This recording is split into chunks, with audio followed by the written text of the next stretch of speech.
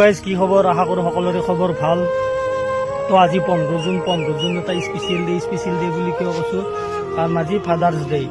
সকলোকে ফাদাৰ্ছ ডেৰ অভিনন্দন জনালোঁ আৰু সেইকেইটাকো জনাইছোঁ যিকেইটাই নিজৰ মা দেউতাক বৃদ্ধাশ্ৰমত থৈ হোৱাটছআপ ফেচবুকত ষ্টেটাছ মাৰে ফাদাৰ্ছ ডে বুলি। মোৰ জীৱনৰ শ্ৰেষ্ঠ শ্ৰমিক মোৰ দেউতা, তোমাক হাজাৰটা চেলুট জনাইছোঁ। গাইজ দেউতা বোলা শব্দটো বহুত মধুৰ হয়। যিজন দেউতা আমাক সৰুৰ পৰা ডাঙৰ দীঘল কৰিছে, কষ্ট কৰি খুৱাইছে, পঢ়ুৱাইছে, তো সেইজন দেউতাক আমি চেলুট জনাইছোঁ। আৰু যাৰ ওপৰত দেউতা নামৰ গছজোপাৰ ছাঁ নাই তেওঁহে জানে যে ৰ'দৰ প্ৰখৰ কিমান। আৰু গাইজ দেউতাৰ হয়তো আমি মুখৰ হাঁহিটোৱেই দেখিছোঁ, কিন্তু চকু পানীবোৰ দেখা নাই। দেউতা তুমি মোৰ শক্তি, তুমি মোৰ প্ৰেৰণা, তুমি মোৰ অভিমান, তুমি মোৰ পৰিচয়।